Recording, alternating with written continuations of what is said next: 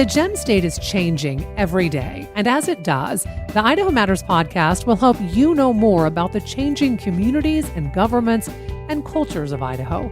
Listen to Idaho Matters today at boisestatepublicradio.org or in your favorite podcast app.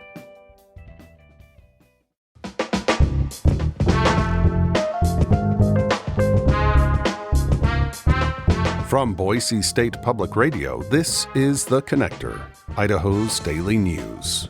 Good morning, I'm Michael Shammer. It's Friday, December 6th, and here are today's headlines.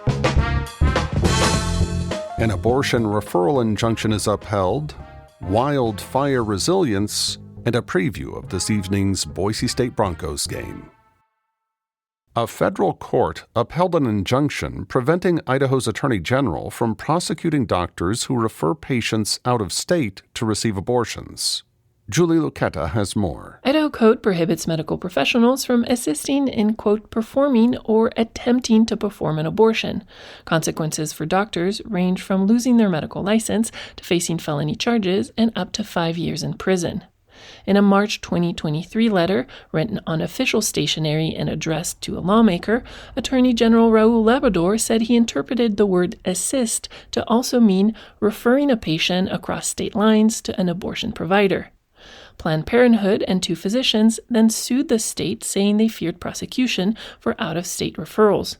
In July, U.S. District Court Judge B. Lynn Windmill temporarily blocked Labrador or county prosecutors from going after doctors who discuss patients' out-of-state abortion options. Labrador appealed the injunction and asked for the case to be given to another judge. The federal court denied the appeal Wednesday, saying cases are reassigned when a judge exhibits personal bias. Labrador did not, quote, come close to meeting that standard, the ruling said. In a joint statement, Planned Parenthood and the ACLU said they were relieved by the decision. In an email, the AG's office said it was considering options for appeal. Julie Lucetta, Boise State Public Radio News. The federal government is allocating more funding to help rural and tribal communities better respond to wildfires. Several of them in Mountain West states have already seen an improvement in firefighting abilities.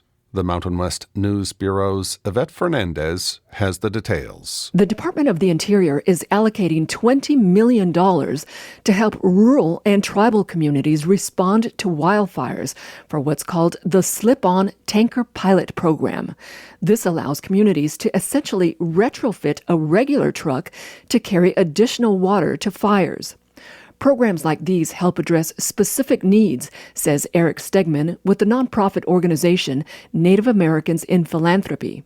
Stegman says in some cases, tribes can't even use a traditional fire truck. And oftentimes those kinds of vehicles aren't even adequate for the kinds of roads and other things that tribes and other rural communities have to tackle. Rural communities and tribes in Colorado, Idaho, Nevada, and Utah have already received the money for slip-on tanks during the first round of funding. For the Mountain West News Bureau, I'm Yvette Fernandez.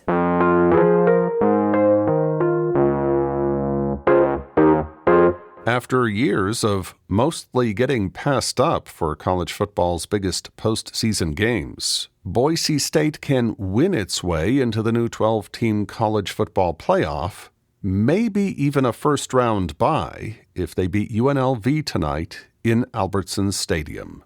Troy Oppie has the preview. The Broncos beat UNLV by 5 in Las Vegas during the regular season in a come-from-behind win. Ashton Jeanty scored the winning touchdown with about 90 seconds left in the game.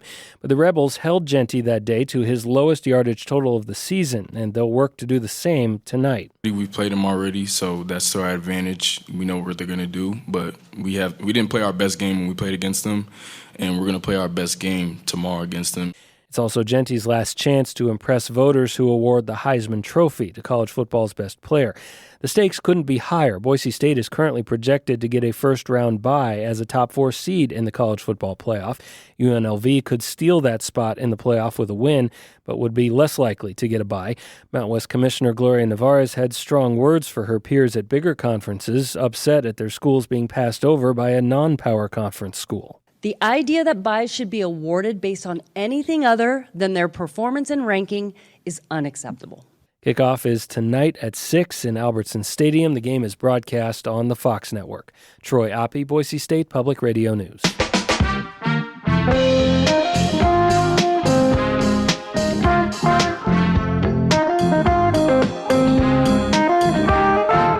And that's today's episode of The Connector. I'm Michael Scherer, and we'll see you back here Monday. To stay in touch with the news between now and then, check out BoiseStatePublicRadio.org or download the free Boise State Public Radio app. Thanks for listening.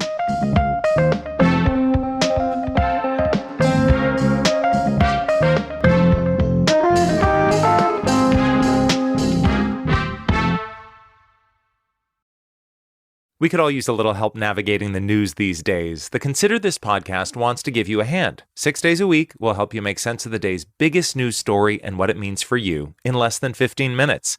Listen now to the Consider This podcast from NPR.